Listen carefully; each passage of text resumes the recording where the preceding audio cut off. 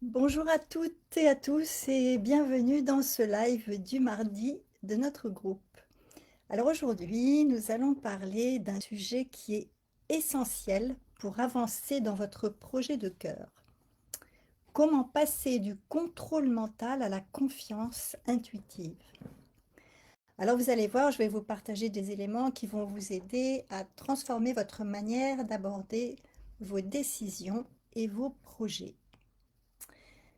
Alors le mental, il adore tout contrôler, ça vous le savez bien, mais c'est souvent lui qui vous bloque et qui vous empêche de créer la vie que vous désirez vraiment.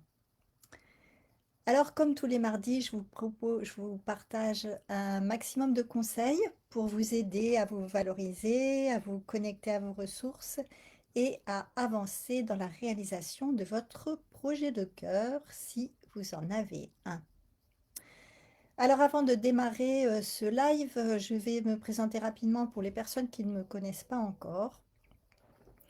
Alors dans ma jeunesse, eh bien, j'étais très effacée, très timide, je manquais beaucoup de confiance en moi. Je crois que je ne suis pas la seule et cela m'empêchait beaucoup de m'affirmer. J'ai fait des études de psycho pour tenter de comprendre qui j'étais et comment me relier aux autres en fait. Mais ce que je ne savais pas à ce moment-là, c'est que j'avais en moi refoulé une colère qui était totalement inconsciente et qui m'empêchait d'être moi-même.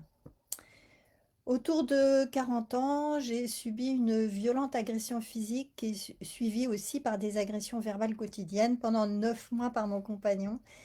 Et en fait, cet événement, c'était désagréable, bien sûr, mais ça a été l'occasion de prendre conscience de cette colère que j'avais en moi et de prendre conscience de ma force intérieure. Et curieusement, après ces quelques mois, je ne me sentais plus euh, aussi faible et impuissante qu'avant. Donc aujourd'hui, eh bien, je vous accompagne sur cette voie, celle de votre valeur, celle de votre pouvoir de créativité pour que votre vie devienne passionnante et qu'elle vous fasse vibrer. Alors, cette histoire de mental qui nous contrôle. Donc, vous avez par exemple une idée, un projet qui vous tient à cœur, mais dès que vous commencez à y penser, peut-être que votre mental commence à prendre toute la place avec des pensées, des doutes qui tournent parfois et souvent en boucle. Donc vous pouvez ressentir à ce moment-là une tension constante, comme si votre tête fonctionnait à 200% sans jamais vous laisser un répit. Donc ça génère du stress, de l'anxiété.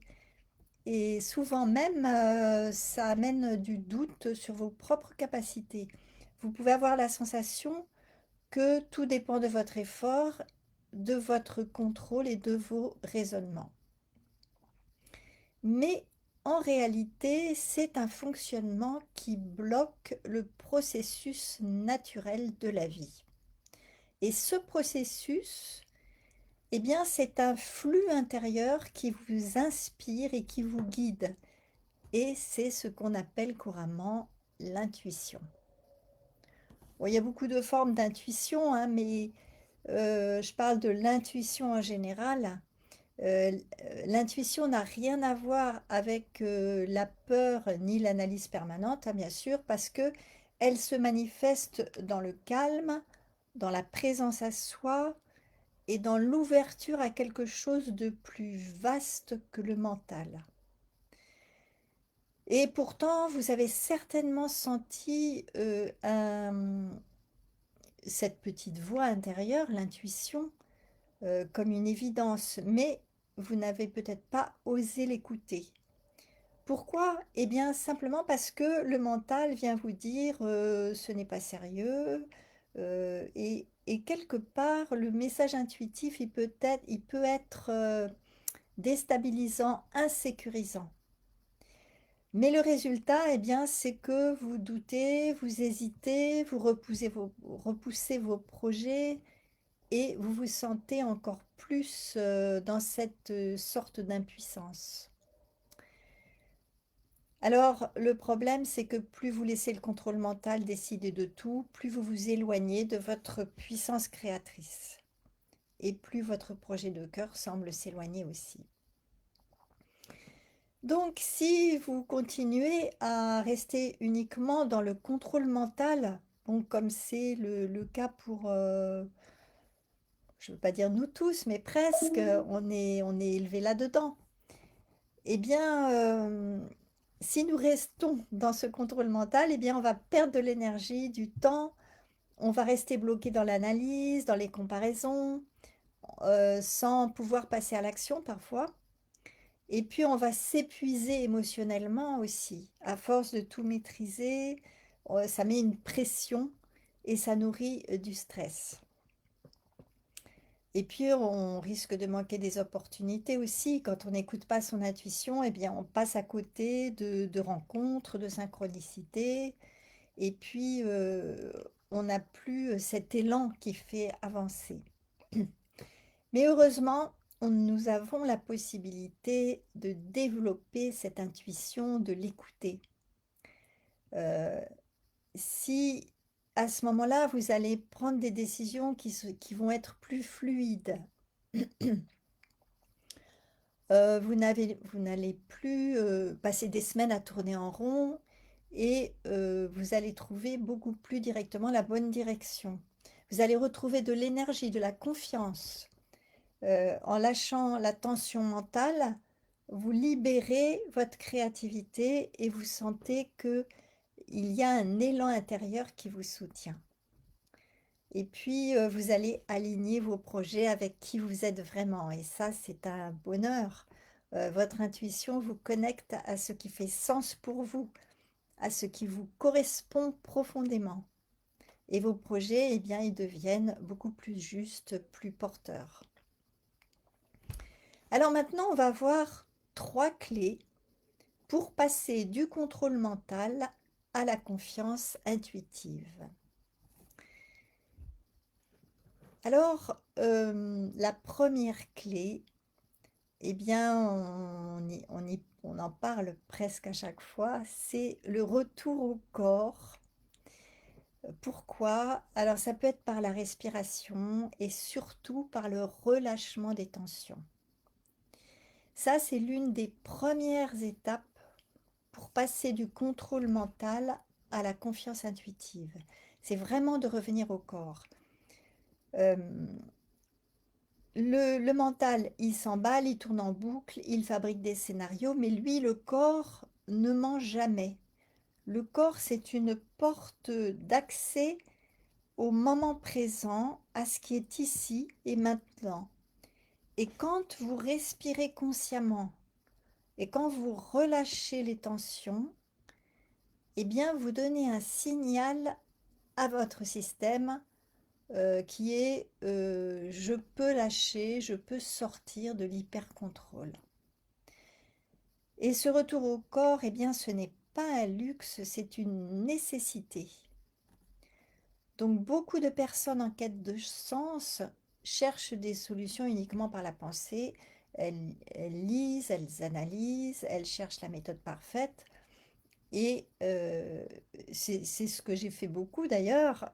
Et à ce moment-là, on en oublie la respiration, la posture, le ressenti.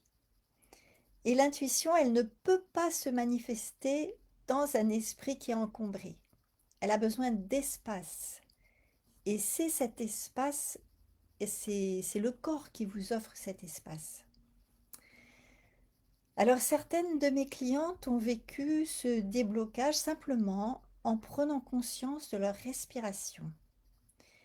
Elles se sont rendues compte qu'elles vivaient en apnée et toujours dans l'attention. Forcément, quand on est en apnée, on est dans l'attention. Mais dès que elles ont retrouvé un souffle plus profond, elles ont ressenti un état de paix, un état de clarté intérieure. Et ça leur a permis d'accueillir des intuitions beaucoup plus nettes, comme des évidences. Alors, par rapport à ça, les croyances qui vous limitent, c'est, eh bien, si je lâche, je vais perdre le contrôle. Ou encore, respirer, ça ne sert à rien, c'est trop simple. Oui, c'est simple, mais on peut très bien l'oublier. Ou alors, je n'ai pas le temps de m'arrêter, je dois avancer coûte que coûte. Eh bien, je dois vous dire que j'ai très longtemps été aussi en apnée, moi aussi. Je me suis rendu compte que, en fait, mon cerveau avait choisi une manière très efficace d'anesthésier mon corps. Et encore maintenant, je me dois me donner des temps de respiration consciente pour installer de nouveaux réflexes pour que mon corps parle. Alors par exemple, je me suis donné le réflexe que quand je marche, je fais des respirations. Vous pourrez aller voir la marche afghane qui parle de ça et c'est très intéressant, mais ça permet de se mettre en contact avec la respiration. Alors dites-moi si vous êtes là dans le chat, dites-moi si vous avez remarqué à quel point soit la respiration, soit vos tensions influencent vos décisions. Est-ce que vous avez remarqué que ces tensions gênaient la perception de votre intuition? Et inversement, peut-être que vous avez pu constater qu'en relâchant les tensions, eh bien votre intuition, elle arrive. Alors dites-moi ça dans les commentaires, on pourra en reparler à la fin du live. Alors, une deuxième clé maintenant, c'est la pratique d'un journal pour simplement observer et libérer les émotions. Je ne parle pas forcément d'un journal intime où on va dire tout ce qu'on vit, etc.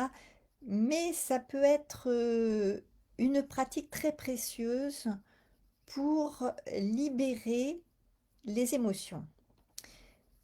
Euh, Alors, il s'agit d'un espace où vous allez déposer vos ressentis, vos émotions, vos questionnements.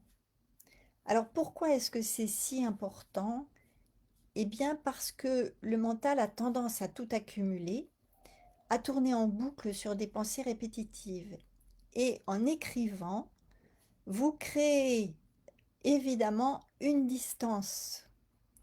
Et donc, vous allez sortir vos émotions de la tête pour les poser à l'extérieur sur un cahier.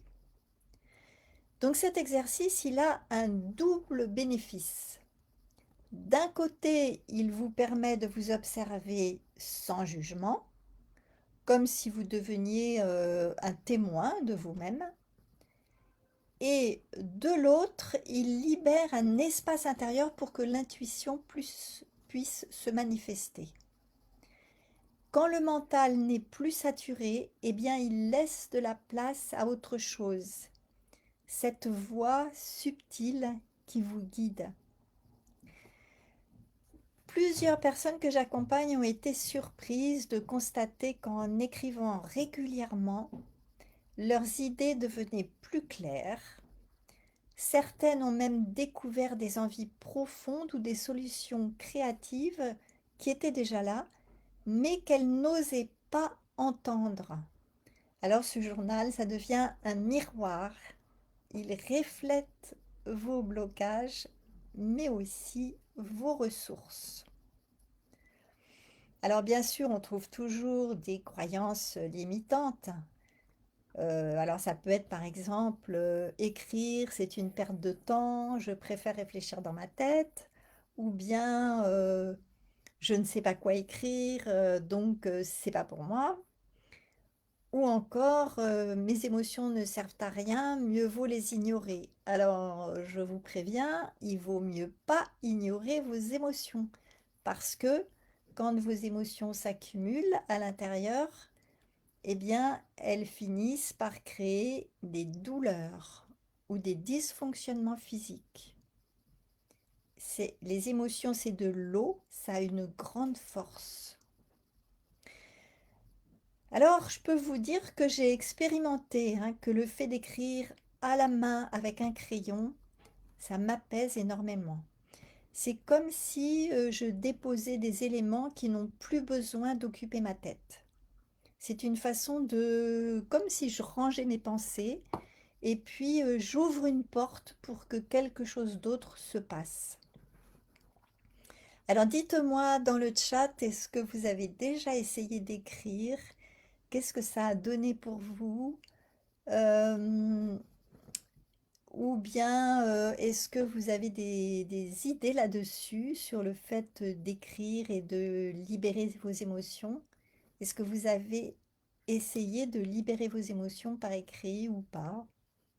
Donc dites-moi tout ça, on pourra en reparler à la fin.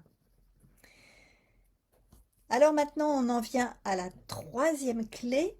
Donc pour sortir de ce blocage mental, de ce contrôle mental et puis ouvrir son intuition, c'est la pratique du silence. La pratique du silence et du moment présent. Alors ça peut être pour certaines personnes le contact avec la nature, ça peut être des méditations, il y a toutes sortes de méditations qui existent. Et faut dire que nous sommes dans un monde qui est saturé de bruit, d'informations, de stimulation. Et retrouver le silence, c'est un véritable trésor. Mais je dois dire que pour certaines personnes, le silence est angoissant. Alors si pour vous, le silence est angoissant, ça veut dire qu'il y a des émotions à l'intérieur de vous que vous avez peur de voir, qui vous font peur. Et donc, il serait urgent d'aller les voir si c'est le cas. Et par ailleurs, eh bien, l'intuition, elle ne fait pas de bruit, elle ne crie jamais. Et c'est toujours, enfin, c'est généralement un signal subtil. Bon, il y a des personnes qui peuvent recevoir des signaux moins subtils que d'autres, mais souvent, c'est quand même quelque chose de subtil qu'on sent. Si vous êtes toujours absorbé par le mental ou par les sollicitations extérieures, eh bien, vous ne pouvez pas percevoir ces signaux subtils. Donc, comme je vous disais, le silence, ça peut prendre différentes formes, hein. Ça peut être une marche dans la nature, ça peut être un moment de méditation, ou bien quelques instants sans distraction, en silence, parce que c'est dans ces moments que vous vous reconnectez à une dimension énergétique beaucoup plus subtile de vous-même. Vous allez commencer à percevoir des impressions, des ressentis. Ça peut être des sensations physiques, ça peut être des images, ça peut être des mots qui arrivent, ça peut être des synchronicités aussi. Et ça, ces signaux, le mental ne peut pas les fabriquer. Il n'a pas ce pouvoir-là.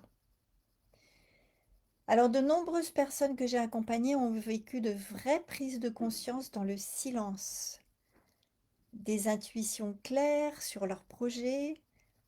Il y avait des décisions qui s'imposaient d'elles-mêmes sans effort. Donc c'est comme si le silence leur permettait de télécharger une sorte de sagesse intérieure qu'elles n'avaient jamais osé écouter. Alors encore des croyances limitantes. Le silence, c'est inconfortable, je préfère rester occupée. C'est ce que je vous disais tout à l'heure. Mais méditer ou marcher dans la nature, c'est pas productif. Bon, bah, ça c'est pour les personnes hyperactives.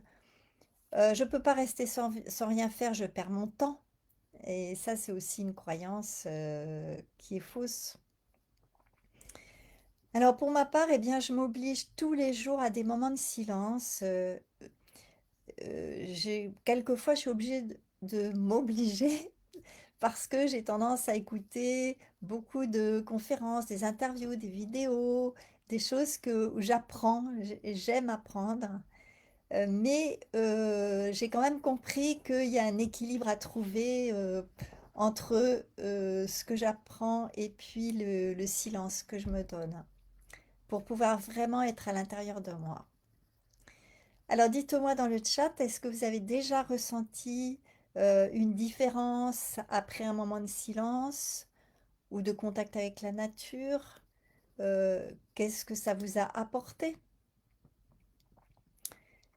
Alors, avant de regarder si je vois des commentaires que je ne vois pas sur mon ordinateur, mais que je vais regarder sur la tablette, je vous récapitule les trois clés pour passer du contrôle mental à la confiance intuitive.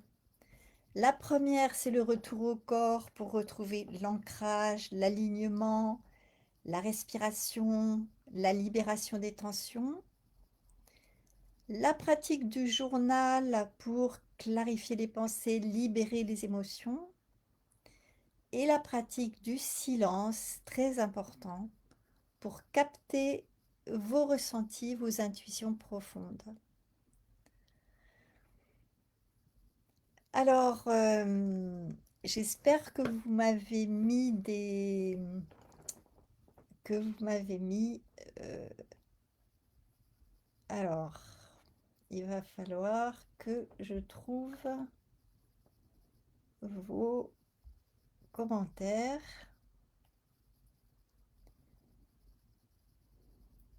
Alors, 4 commentaires. Alors bon, j'ai du mal avec ça. Alors, euh, 4 commentaires. Commenter. Non, j'arrive pas à le voir. Ah, ça y est. Catherine, bonjour Hélène, bonjour le groupe. Alors, Pascal, pour ma part, la respiration m'aide beaucoup à lâcher prise. Je ne ressens pas encore l'intuition. D'accord. Ben déjà, si tu commences à pratiquer la respiration, ça va t'aider beaucoup. Et il faut juste y penser. C'est tout bête. Donc, Catherine, l'écriture et le silence, oui, je suis une pratiquante assidue. La respiration, je dois travailler plus à acquérir et intégrer des postures de respiration, j'en suis consciente. Ok. Euh, alors, donc vous êtes deux, Pascal et Catherine. Ben, merci d'être là. Est-ce que vous avez des questions par rapport à l'intuition? Euh, on va avoir l'occasion d'en reparler lors de l'atelier que je vous offre par rapport à l'atelier le référentiel de naissance. Donc Catherine est au courant. Alors je ne sais pas si Pascal l'est. Si tu ne l'es pas, tu pourras toujours m'envoyer un petit message sur Messenger. Euh, Est-ce que vous avez des histoires, par exemple par rapport à votre intuition, des histoires que vous avez vécues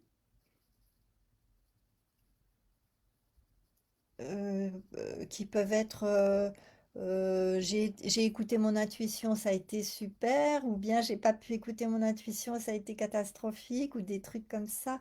Parce qu'on a tous des histoires dans ce style.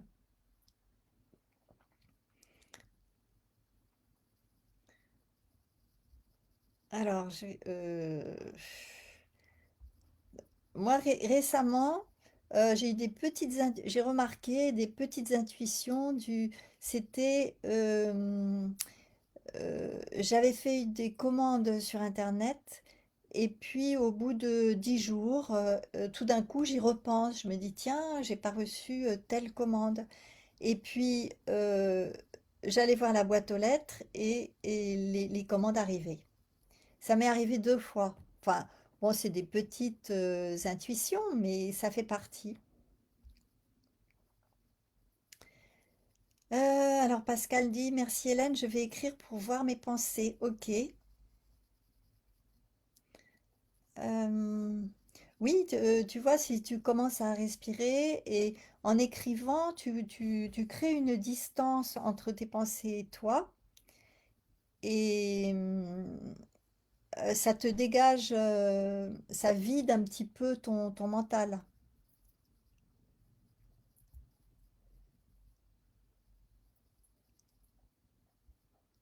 Bon, qu'est-ce que je pourrais vous dire sur l'intuition encore?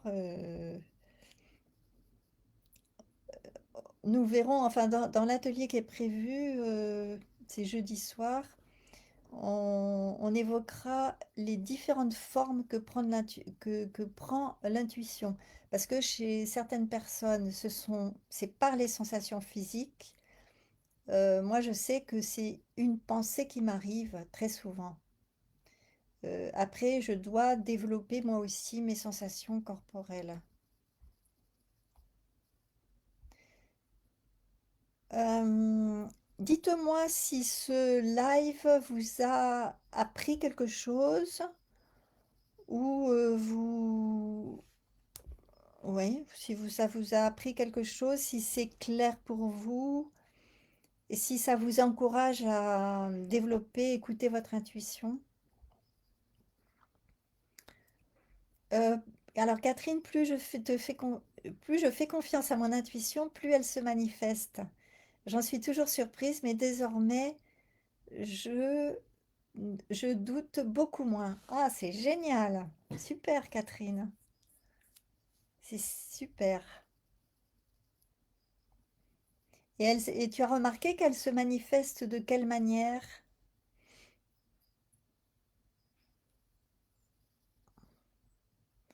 Est-ce qu'elle se manifeste par des mots qui arrivent, des images, des sensations euh, ou autre chose?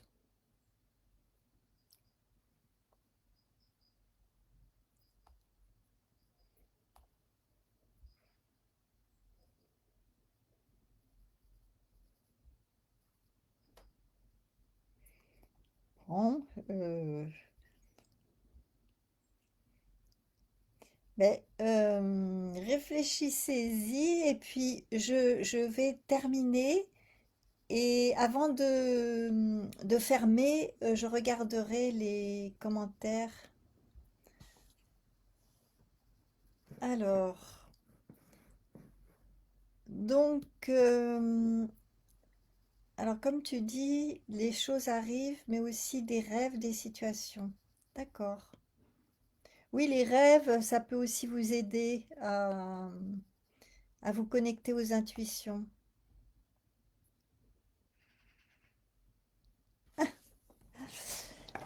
Alors, je vous remercie toutes les deux d'être là, hein. Je vais terminer ce live pour aujourd'hui.